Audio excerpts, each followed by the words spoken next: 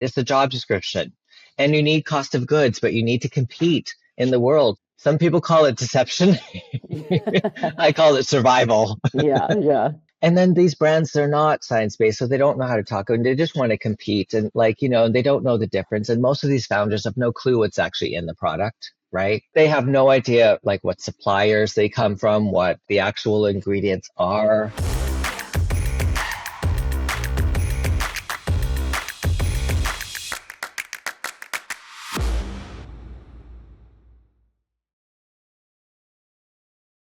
Welcome back to another episode of Demystifying Cosmetics. We are now in 2026. But anyways, welcome. Today we are talking to Alec Batis, whose career has spanned 30 plus years in this industry in all facets, from marketing to R&D, and now as a brand owner and product developer. Really happy to be sitting with you, and I think the audience would love to hear a little bit about your career arc briefly, and the perspective that you bring, that is the intersection of chemistry, marketing, and brand building. Okay, yes. So I got my degree in chemistry in 1990, was wondering what the hell I'm going to do with it. I'm very surprised you put a date to that. You're like, I got my degree in the 90s. Right. And you're just like, what am I going to do with it? I was moved to France to take French and to do some other things. And I really loved it. And I was like, what am I going to do to get back here legally? So I was like, I know, I'll go to New York and work for L'Oréal. Perfect. And then they'll move me to Paris legally. Yeah. So, wide-eyed and bushy-tailed, got to New York. They didn't have any openings. And so I was like, okay, so I got a job at Pfizer QC where I was just like, okay, I guess I'll, work there to pay the rent. But I learned a lot at Pfizer QC. Quality control started to it really made an impact on me. Oh, yeah. It wasn't the most fun job. No. But I learned how critical it is when you're manufacturing a drug called glucotrol for diabetes. For sure, yeah. How important quality control Agreed, yes. And because QC is kind of like, a bit. Yeah, for sure. So I was like, I saw the value in it. And then I kept calling L'Oréal every month to see if there was a job. And that was to the point where, we didn't have email or web back then. So it was calling the HR person. And at the 8th month, they were like, hi, Alec. and then the 8th month, they were like, oh, there's an earthquake at Redken R&D in California, and that destroyed the facility. So we're moving Redken R&D to Clark, New Jersey, to Terminal Avenue, where all the L'Oréal R&D is. Yeah. And so they said, well, the earthquake happened last week and you're just in luck. We were looking for a junior chemist, right? So I'm like, great. So I started there, and then I was working on reactives, which was perms, bleaches, hair color, relaxers. Oh, yeah. And then also in claim substantiation, Redken fat count, volumizing studies, and then R&D, and then as a VA chemist, value analysis chemist. So in the mid 90s, when they were considering to buy Kiehl's, I was on the team that was taking a look at the ultrafacial moisturizer to see if there was any cost of goods efficiencies to be had to make it worth purchasing, right? And there were lots of cost of goods efficiencies to be had. Yeah. And so, they could increase the margin quite a bit. And then, so that was the job, is to reformulate so that it was a much lower cost of goods. And then to reformulate so the texture and finish are exactly the same, right? Yeah. That's no easy feat for those listening, by the way. Right. Yes. And, back then I was a glorified technician, really. I call myself a VA chemist, but I was kind of the low man. I was the junior on the team. So basically they just, do this and do that. But I learned a lot, right, by following direction. And so I was like, oh, this is interesting. And then what happened was at the time marketing would come out marketing, if you were in marketing, you had to wear Manolo Blahniks. And the heels were like that. Yes. It was a lot about image, right? the 90s, right? Yes. Everyone was a supermodel, and they would come in the Blacktown cars because they had budgets back then as well. In fact, when I got into marketing, we flew the Concorde to Paris. Oh, Like geez. Yeah. those were the budgets back then. Yeah. Yeah. It was a little land of excess. Um, so the marketing would come in the Manolos and clickety clack in the lab, and then they would not want to be there, right? They wanted to be in Manhattan, Yeah. and they would be like, "Okay, what do you got for me?" And I would just be like, very opinionated on how they spoke about the product, Sure. Yeah. what they should focus on, how they should speak about it, what the packaging should look like, and someone in marketing noticed that I had quite an opinion.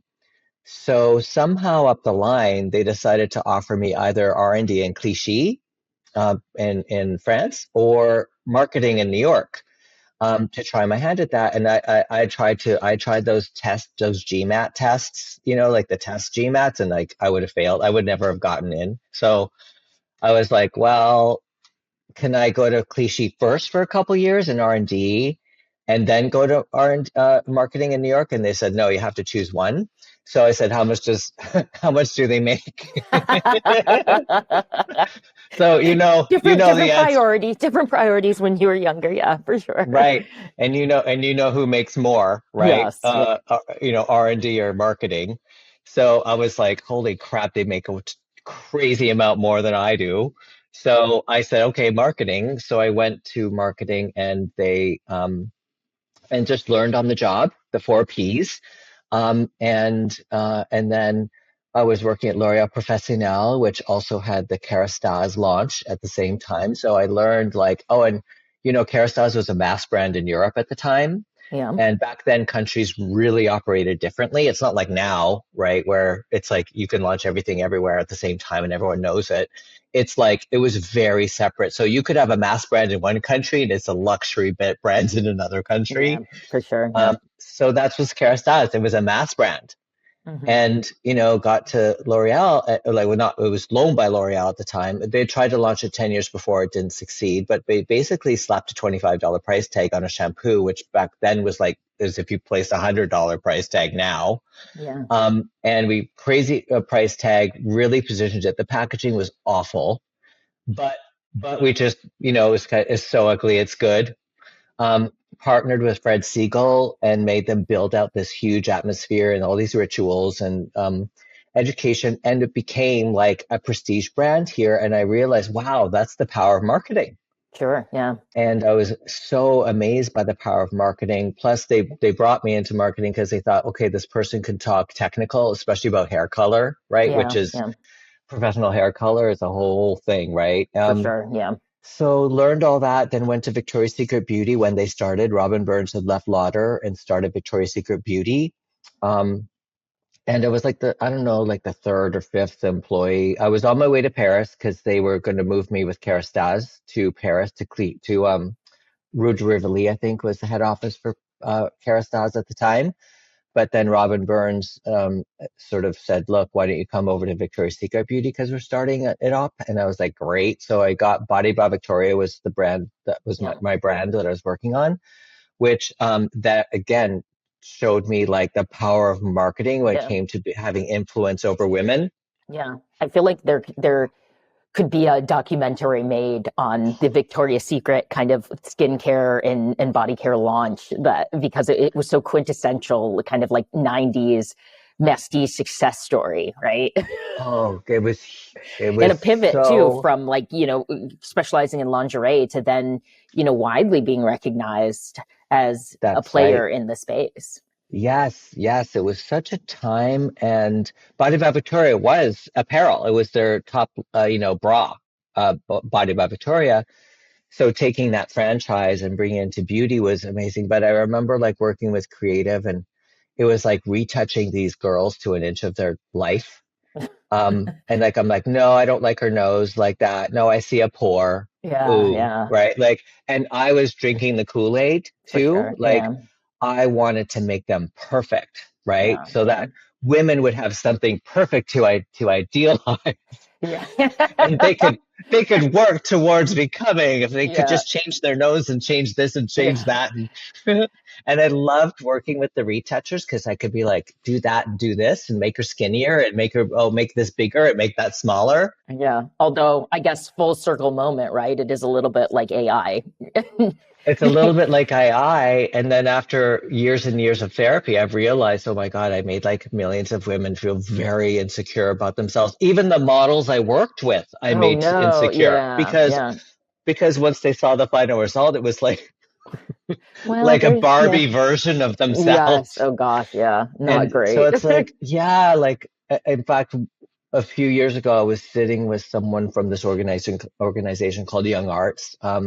Very cerebral art focused, right? Like organization. And the PR person, I was like, after all the therapy I did, I'm kind of like doing a lot of redemption for like what I did in the 90s to women and people in Yeah. general Yeah. and the part I played and all that. And I was expecting her to be like, that's good. And instead she goes, yes, but is there any redemption for you? Oh, and you were like, okay, well, we could, devil's advocate, I guess, right? Exactly. I'll just keep trying. Yeah. But I just learned a lot about the power of marketing again, and Sure. then moving to Shiseido, working on PD for their UV line. At the time, it was still is the case, right? R&D is still, well, they have Davlin here in the US, but back then it was all R&D in Japan, right? And when it came to UV, there was a very specific look. It was white, like you wanted to be white in Asia, right? And you wanted the sunscreen to make you whiter. Yeah. I mean, that's still the trend, right? Yeah. There's still the trend, although it's broke. It's like calmed down a bit, but yeah, it used to be like women that would go to Thailand would be in a boat with an umbrella and white, Yes. right? Yeah. Yeah. And it's chilled out a bit, but back then it was really quite extreme, and the Western Hemisphere was just not having it, and it wasn't working.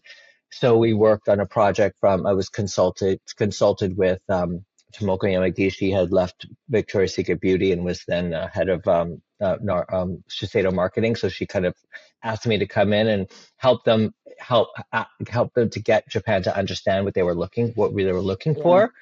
And then they had this other brand called NARS, and it was 14 years in existence, and it was not profitable. And they had Zur as well, and they were considering to sell them both because they just weren't profitable. They couldn't figure it out. And they had gone really sort of commercial with the image of NARS at that point, like was almost looking like Lauder-ish. And so what we did is they brought in a CEO from Oracle in Hong Kong, and what we did is we repositioned it back to its artistry, right? And repositioned it to be more based on creative color Sure. versus sort of commercial. And then the other big job was taking a look at the cost of goods. And at the time, we were with Mana, all 400 plus SKUs. And when you've been working in the lab, you know how to build cost of goods from bottoms up. Yeah. And it was very expensive. Mana's always been very expensive Yeah. because it's in Brooklyn, right? So they kind of have to be. Yeah. But the cost of goods were so high, so I just said, look, a lot of these, especially the top selling shades, seem to be very, very like more expensive than I would think. And I just said, look, we either bring them down by 35% or we have to leave. And they didn't think I would do it because I think they thought I was just a marketer. Yeah. So I took it to Davlin and Cosmetic and a bunch of other places. And in 18 months, I got a little team. We formulated everything, and at a 35% less cost of goods, and NARS became profitable at that Nice. minute. Yeah. Yeah. So my experience was like from R&D cost of goods to marketing and positioning, having that holistic view. And back then there weren't a lot of chemists in marketing. In fact, I was talking to L'Oréal Bold the other day, and she was like, "Oh, I haven't heard of many R&D chemists since you who have come to marketing," which I thought there'd be a lot more by now. We But don't go to that side, Alec. I know, right? Well, the money's better. I'm just telling you, the money's better. And also the commute. If you're living in the city, the commute out to Clark, New Jersey was Yeah. like a long commute. Anyways, Yeah. Yeah. The work from home aspect of being in marketing this is is also, true. Right. Totally. So I just became I was on my way back to L'Oreal because I was like, you know what, all these places that L'Oreal does, to me, the way L'Oreal does marketing is it's the best, right? Sure. It's not about what you like, it's about, what does the data show, Yeah. right? Yeah. And at the other places it was a little bit more like who at the top liked that pink, Oh yeah, yeah. right? Like, More gut-driven decisions than yeah. kind of qualitative. Yeah. Yes, we had a focus group for everything at L'Oreal, which, they're limited focus groups, but you always get a real nugget in there. So it's much more data driven there, and I appreciated that. Yeah. I was on my way back there, and then I just kept getting calls like with Target. I worked with Target for a bunch of brands, a bunch of startups. So I've been on my way back. I was consulting, finally making decent money in my mid 50s. And then I got a call from a company called Xilex Bio Yeah. in the mid 50s. And they were the biotech company that I ended up partnering with on this project because they came out of Columbia University's lab for stem cell and tissue engineering. And they were doing some incredible work in regenerative medicine, Yeah. which had some applications to skin repair. Yeah. And then comparing their sort of peptide technology, which they just extracted actual matrix peptides from tissue, Yeah. versus our industry. I think I bought my first peptide from Sederma Yeah. in 2000, the Matrixyl, when it came out Still in around. 2000, and it's still around. And it was wonderful, right? And when I read the Matrixyl brochure, it was like the extracellular matrix, gets hydrolyzed and into, matrix peptides, and we've mimicked one of them, right? Kind of thing. And I'm like, oh, we've mimicked like one out of thousands of peptides that come from the extracellular matrix. And in terms of, sort of dermal repair. And then Xilex has actually just basically sucked all these peptides directly out of tissue. And I'm like, that seems like a step further along. And the way they described it to me, because I'm learning all this. Like I told you, I left the lab, and I'm just a sort of soaking information.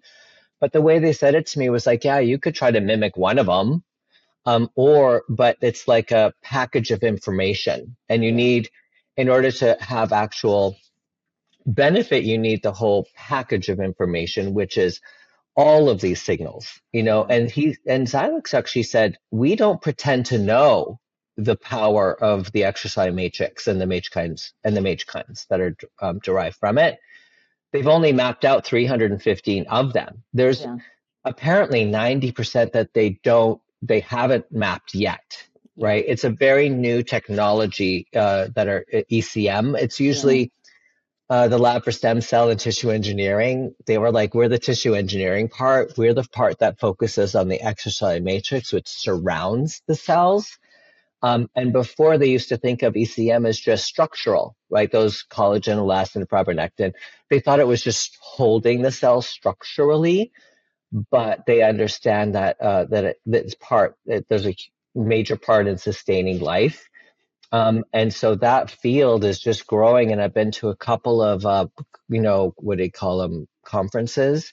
And I haven't been to the one in Copenhagen, but I went to the American Matrix Biology Conference in Baltimore a couple months ago. Yeah. And I thought, okay, it's going to be this huge conference, like the SCC, Suppliers Day, in like Jacob Javits Center. Yeah, yeah. I get to the Baltimore hotel, and it's like a tiny, and I'm like, what? Where is everybody? And they're like, this is a very niche field. Yeah, interesting. Yeah, so interesting. Okay, real quick. Raise your hand if you have dealt with active instability. If you have ever opened a jar of retinol cream and smelt an off odor, or noticed your formula went dark brown, chances are you are dealing with active instability. It's never fun when the formula you've been working on goes south and the due date is only days away. That's why we've encapsulated the trickier ingredients to work with so you can kick the stability struggle to the curb. From retinol to vitamin C, we make it easier to work with those ingredients that typically give you that 3 p.m. headache. The cellulose shell shields the active from outside exposure, things like air and light, that are likely to cause active breakdown, giving you the power to create stable and effective formulas without the trial and error. Ready to quickly create effective skincare formulas? Discover Tagra's Cellucaps line by going to tagra.com/cellucaps. So, have you encapsulated yet? Now back to the show. So, in thinking about kind of that translation that you were able, and you told me that story and I thought it was pretty amazing. You had given an example, right, of the application in organ donation and how, a lot of times, I think was it specific to lungs that you had mentioned where a lot of lungs from donors, they're not able to actually utilize because of damage. And so the technology that you are working with the biotech company with, they were able to kind of apply it within a setting, kind of having this living organ, if you will, that they were supplementing to then make it so that it was able to be used by a recipient based on improved outcomes of the organ tissue, correct? Close. Okay. and sometimes I have to really be careful because sometimes I get so excited about their work that I make it seem like as if it's the peptides are just making this damaged organ like transplantable by themselves. You just slather on some peptides and you're done. No, it was more than that. Yes. I dumb it down a little bit sometimes, but the truth is the direct correlation. So they've got two areas of, well, they have got actually 8, but 2 of the ones that relate to this are. The particular one is in lung surgery. Yeah. In lung surgery, oftentimes the tissue, apparently lung tissue is very fragile. It can easily get punctured, which results in a 60% mortality rate. So them and Dr. Matthew Bacchetta, who's, I'm told, the world's leading surgeon in lung surgery and lung transplant from Vanderbilt. He's on the board as well, and they did a study together with other academia at Stanford, Columbia, NYU Langone, Stevens Technology, because Xilex just provides the biomaterials.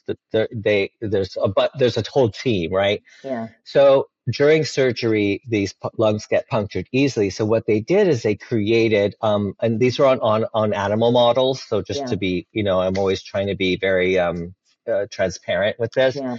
On animal studies, they were able to create a sealant, and in the sealant is the MAGE-kind peptides, and the MAGE-kind peptides are, in this case, derived from lung tissue.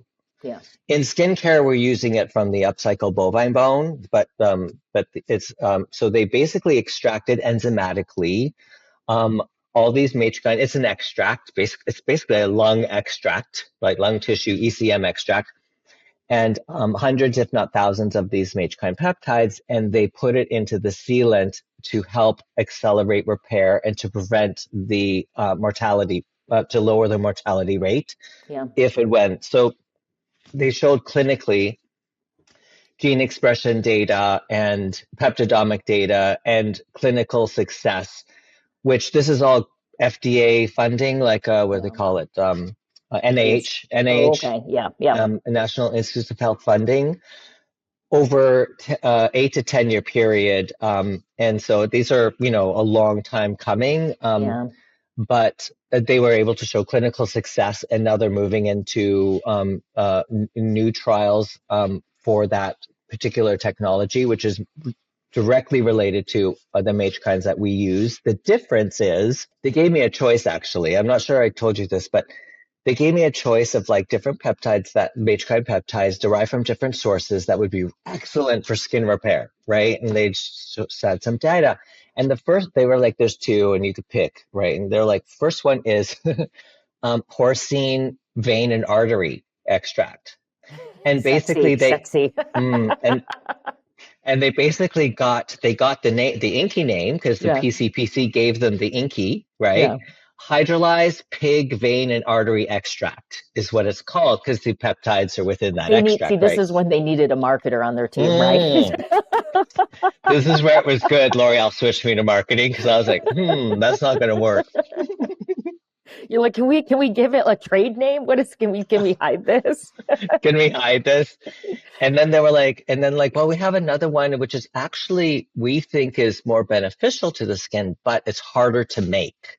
Oh, yeah. And they said, we have upcycled bovine bone from the food industry, which nice. apparently the bone is the most, I didn't know the bone is an organ, but apparently it's the most or one of the most regenerative organs, high concentration of collagen 1. For sure. I'm just learning all this stuff because usually I'm just like, I purchase the peptide and throw it in, like that's it. I don't even know anything else. And they're like this bone material, but it's like a lot to break it down into the meal. And then, but the pig vein and artery is just ready to go, you just smush it, I guess. Yeah. I'm highly technical here, but, and so they said, look, we have this, but it's just, it takes a lot more to manufacture and to create it, but it's highly effective. So I said that upcycled bovine, it's hydrolyzed bovine bone extract. That was like, okay, like, there's bone broth and there's collagen peptides and like there's a whole world of that now. So I'm like, that one could work. And they're like, okay, but it's much more expensive and harder to make, but okay. So that was that. And the more famous research is I shouldn't say nothing to do with us. The way it is that it just shows their expertise in all things regenerative medicine and extracellular matrix related.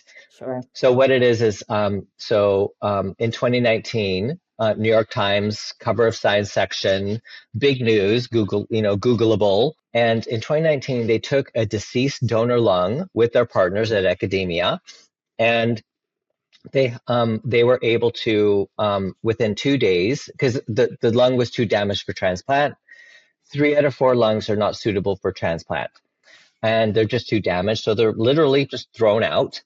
So what they did is they took this damaged lung that was refused by all the transplant surgeons across the U.S., and within 36 hours, they basically put it under a dome, and then they keep it alive, and then they do all sorts of sort of regenerative treatments on it, which is if you check out this Alec's website, they go into more detail on that, but it's a whole thing, right? And within 36 hours, they were able to regenerate it to be transplantable. Yeah. That's the Nature magazine and everything, and then clinical success. They didn't transplant the lung, but it was transplantable. So this year, the first half of 2026, they're going to the first human trial, and that's a compassionate use case, which means because so apparently there's very long wait lists for organ transplant. Yeah. Because a lot of them can't be transplanted. So in the first half will be a compassionate use case, which means someone who has been kicked off the list, because it's very easy to be kicked off the list. I think the person that they're looking at is 70, perfect health, but when you're 70, you're kicked off the list no matter what. Oh, okay. So they volunteer, right? Compassionate use case, they volunteer. And if that human trial goes well, they'll move into heart, liver, and kidney trials. And if those go well, they'll basically be able to wipe the transplant wait list globally, right? With this work. And basically it sounds like science fiction, but the way they said to me was like, look, a lot of organs, it's not that they're destroyed and they're rebuilding it like the $6 million man, for those of us who even know who that is.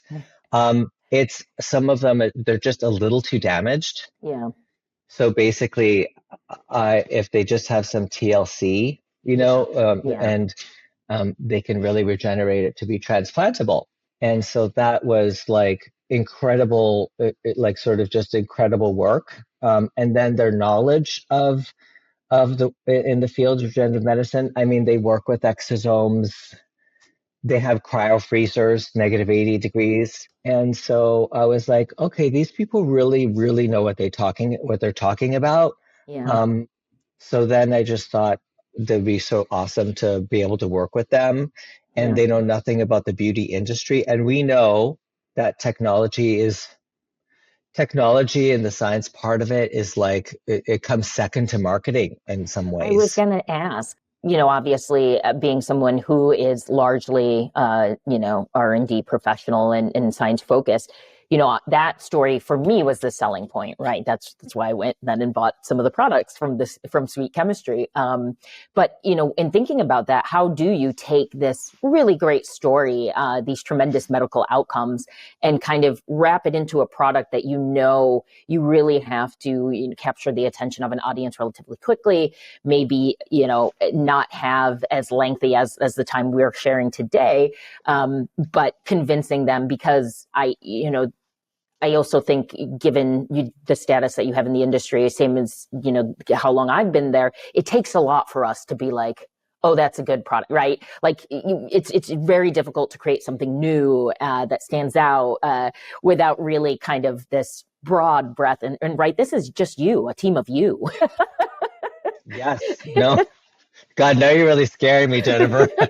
Well, no, I'm just saying, it's a great story, and I'm just very curious, given the marketing hat that you have worn for most of your career, really how you view that translation to the product, and really how you are capturing your audience right now. Yes. Okay. So first off, I went to Xilex thinking I was going to consult and make a great retainer. And I told you I was, 55 at the time. So like, I'm thinking what the next 10 years look like to 65 and how much I can collect in retainers. Yeah. And I was finally at a point where, that by that time I'd paid my dues and I was making good money at that finally. Right. And so I had no intention. I mean, I've worked with too many startups who were like actually successful ones. They're killing it in Sephora for 10 years and then they just missed the exit. Yeah. Yeah. And then they're still having to work. Yeah. Like Yep. after they killed themselves for 15 years, right? Yeah. And those are the successful ones. Sure. So I was like, I will never become a founder. Just give me the retainer. And if it doesn't work out, see ya. Right. Yeah. And so, but when I saw this, I was like, how after years of working in it, you kind of like, okay, get a little coffee. And I'm like, I know everything. Yeah. I know how it works. There's nothing new. I mean, I can make a new bok choy exosome, but like whatever, wink, wink, nudge, nudge. And so I just figured that would be my life. And I would just kill it for the next 10 years in retainers. But then when I saw the work and also just, Dr. John O'Neill, the CSO, he's like, his father passed of fibrosis of the lungs, which is why he's so into like ECM scar tissue and healing. And so I was just like, wow, like I never thought in the beauty industry I'd have this opportunity to support this kind of work as well. Yeah. And bring awareness to it, because like they're lousy at, I hope they don't listen to this, but they're lousy at PR. Well, They're exactly. terrible at Yes, PR. that's not exactly a lot of research and biotech groups' sweet spot, right? Exactly. So I thought, I can bring some attention to this. So then I said to myself, okay, let me get a small business loan and become partners with them. And in order to get the small business loan for $500,000, I'll put up my only asset, my apartment, that I worked very hard for many, many years. And I still haven't paid off either. I'll put it up as collateral to get the loan. Yeah. And I'm thinking the whole time in my mid 50s for a skincare line, Yeah. and how people look at you and they're like, what do you do? And I'm like, I have a skincare line. They're like, okay. Yeah. You and everybody else, right? Yeah. And I'm like, but it's a real skincare line. Yeah. And so I was like, this is foolish. Sure. But there's that drive to do it because of the technology. And then I think I told you I had my own formulas that like, where I basically was like putting functional levels of everything. And it's very, hopefully when we work together in the future, like it's a challenge to make stable, very challenging. Yeah. In a jar, they'll fall apart. Luckily, Sure. in the glass airless, they've been able to stay together. There's even more deeper things into that I'm working on, trying to like even just, and so, but the good news at the end is that I had what it was in the bottle was sort of, and I say functional, we all know that functional is really like, okay, how you have the suppliers give you their sort of recommended usage. Yeah. This is this is how we had clinical outcomes, right? Or clinical relevancy levels versus the 0.5 to 2%. It's like, but you tested at 2% and that's when you saw the change, right? Right, exactly. And we know sometimes those are kind of, who knows exactly, right? The rigor of even those, for sure. right? Yeah. I mean, it's all, but at least there's something, right? Yes, at least there's something. There's a starting point for sure. There's a starting point. And for me, it was like, okay, I could put 0.01, 0.01, 0.01 of everything, or I could put in 2, right? Or 1, you know what I mean? Like, even that to me is at least, and yes, maybe their data on recommended usage is it's they're conducting this data on their own, right? So like, you don't know exactly how robust everything is, Yeah, but they're not to me, incentivized to be curious, let's say. no, right? And I know that, like, Yeah. I'm aware of that, but at the same time, the difference between 0.01 and even 0.5, like CoQ10 at 0.5, there's the data that, like, it's not like the more the better, as we know, right? Yeah, there's an optimal There's dose. an optimal and at least some evidence related, right? Sure, Even though it's not perfect, but to me, it's intentional, right? Yeah. To do 1 versus 0.01, right? Yeah. And because 1, you're intentionally just trying label, claim, and story. The other one, you're at least trying to, and extracts 1%, like, okay, we all know that it's mostly glycerin and water. Yeah, for sure. water and like, but to me, even 0.01 to 1, there's an intention at least, and then it's like, okay, in the future, I want to look at sort of like antioxidants that are made from biofermentation, right? Where maybe there's better clinical evidence and all that. So we, can evolve from there. But to get back to your question that you first asked me, all this talk, like, how am I going to talk about this consumer who knows nothing? Yeah. And the one thing I did know was at 55, and now I just turned 57 2 days ago. Oh, happy birthday. Thank 2 you, days thank ago, you. right before the new year. Okay. Yep, on the 29th. And I'm getting to I've always been obsessed with skincare, but like I'm getting to the age where, I'm even more obsessed kinda, and I don't pretend to be any other way about it than obsessed with that. And I was like, oh, if I'm really interested in these peptides, and they had tried to come to market 3 years before with another consultant. So to your point, 3 years before that, they didn't have the right languaging to get it out there, right? So then I was like, well, I know I want it, and I know I can pretty convincing. So if I could just multiply that, but how am I going to do that? Talking about, like, when it first launched, people were like, where are you getting these bones? You're garbage, like, I had a lot of you're of like the explaining to do. alternative. Yeah, to non-upcycled is killing a cow only for their bones. So, Right. Oh, I told Xilex too. I said, do you know you're so sustainable? And they're like, what? And I'm like, you're like upcycling. You're like turning weight. You're like refurbishing organs. Yeah. In fact, you're like, for the organ transplant, you're refurbishing them. Yes. And they're like, yeah, okay, sure. You're like, you don't see this. Come on. You don't see this. Yeah. They're like, great. So I thought, okay, how am I going to get this huge story out there? And no one knew who I was, just a person in the industry. Like, I wasn't an influencer or anything like that. So what I did is I just relied upon, I was like, you know what? I'm just going to share as much as possible on the website, like link every patent application, link this, link that. Yeah. And everyone was telling me, this is way too confusing and this and that, and it's too much science and all this. Well, the Wall Street Journal, when they told me out of 136 brands that they investigated, that we were the most documented in terms of the research, they told me when they went to the website, they could find a lot of things and links. And, a lot of brands just kind of talk side, and then there's no links to anything, right? Yeah. So what I did is I didn't pursue the sort of common denominator consumer in the beginning. All I focused on was more of this sort of science content creators. And it's really hard. I mean, they will go against any high price product. Like the more science based content creator you are, the more you're into mass products Okay. because there's not a lot of claims, Oh, right? because the risk level is yeah. I never really thought about that, but yes, I can see it. But then all the $300 creams, they'll rip to shreds. The science influencers, I'm not talking about like the other like the prestige influencers, but the science influencers, they love to just knock down the sort of higher price products a lot of times.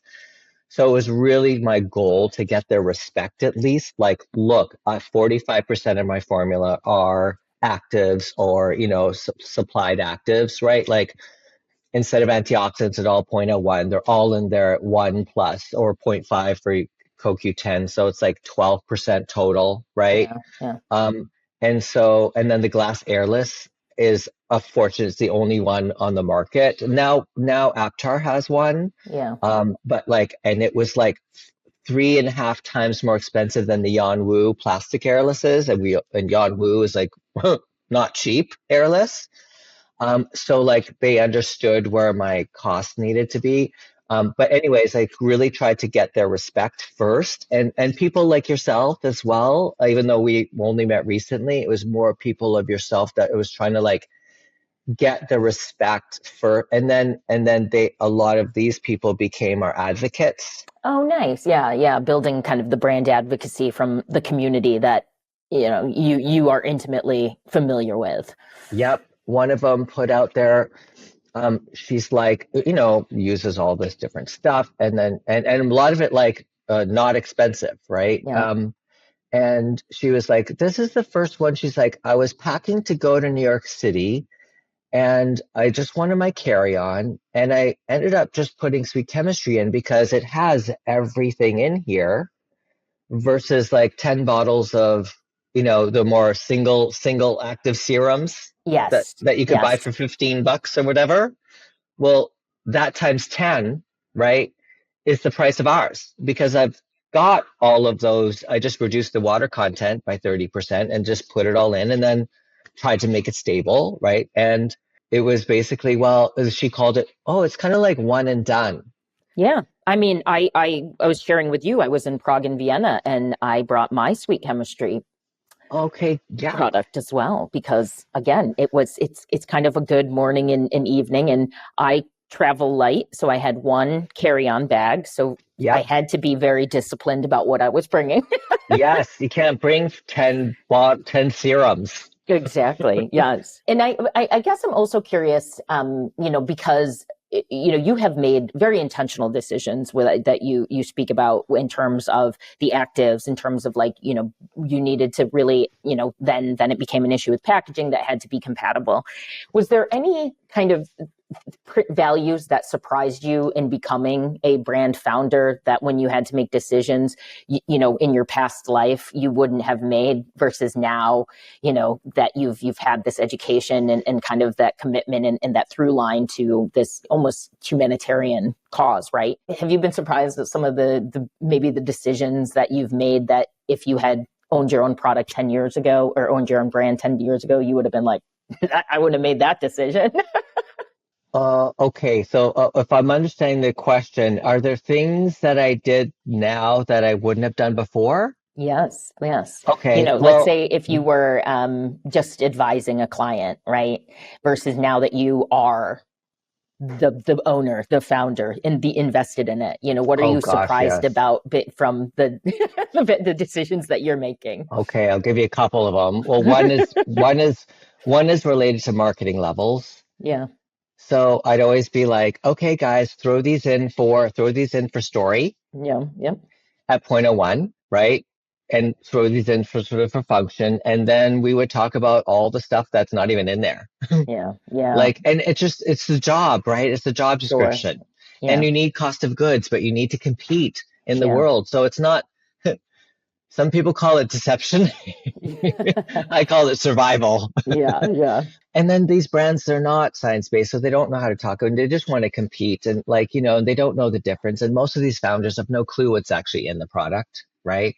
They know the five top things to talk about, Yeah. but they have no idea like what suppliers they come from, what, like what the actual What ingredients the are. purity is. Yeah, Nothing, exactly. Yeah. nothing. They don't know where the contract manufacturer's getting them from, like zero, right? And they don't even know any better.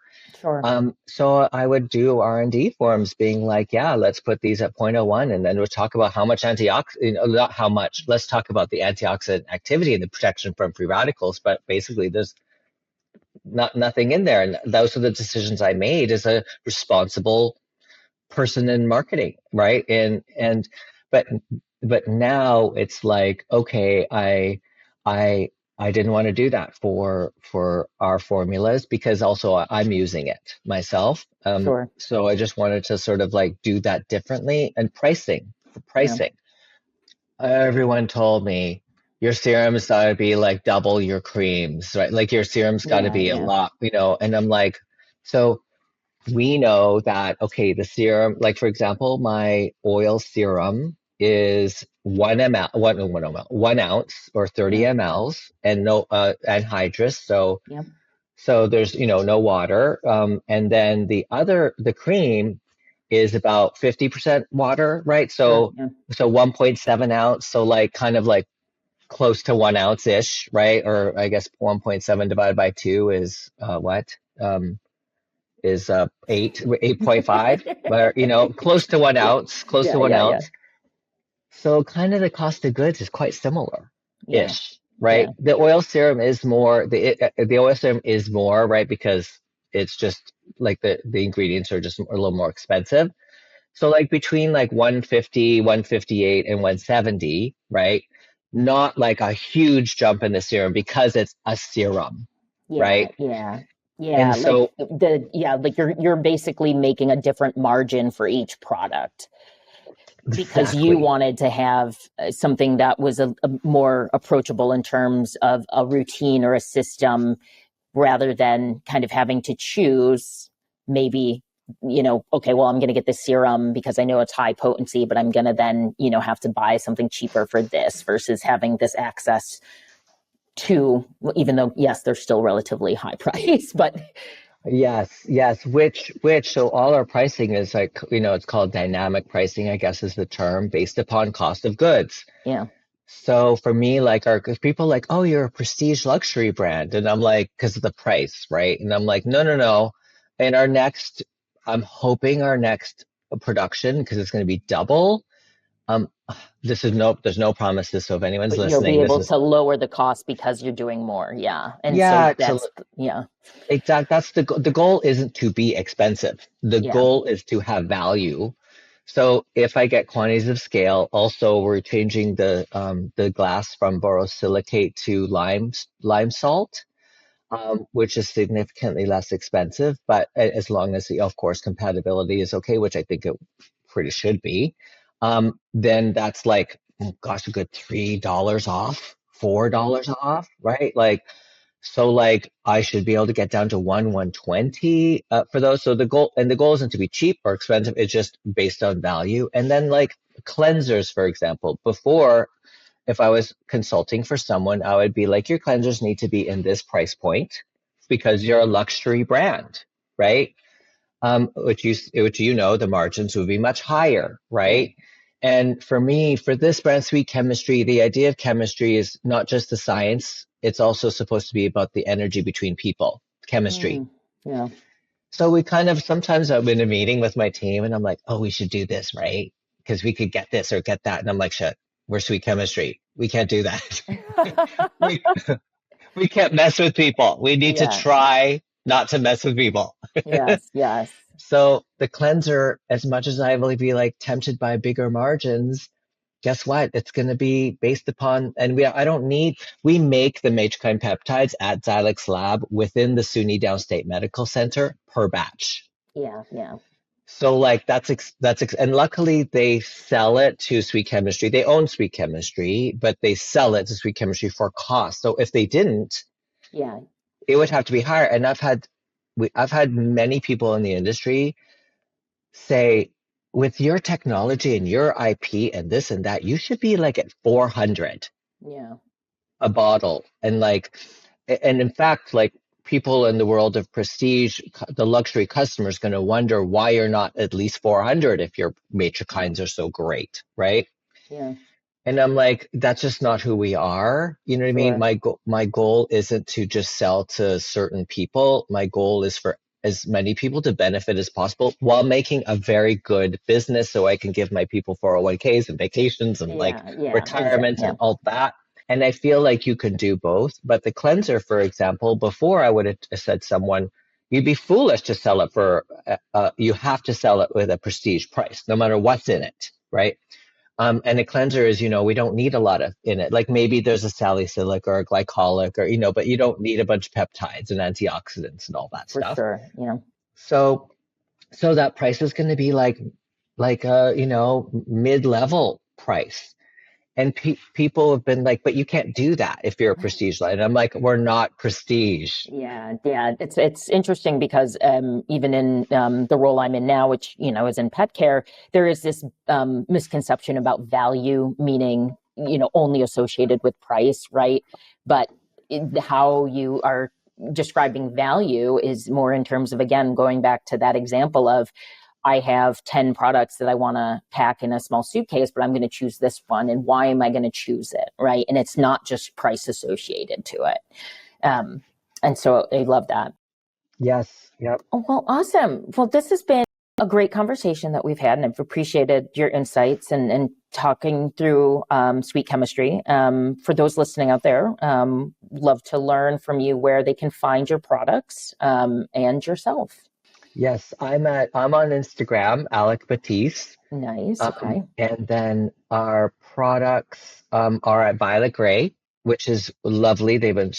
People told me that you get this sort of halo effect of and Violet Grey isn't a huge retailer either, but they've been so helpful in sort of getting our brand out there amongst, in the market.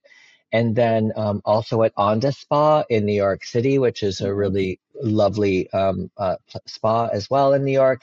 A couple other specialty doors around the U.S. as well, like Ren & Wild in Bend, Oregon, which has been an incredible account for us too. So in some specialty doors and of course on sweetchemistry.com.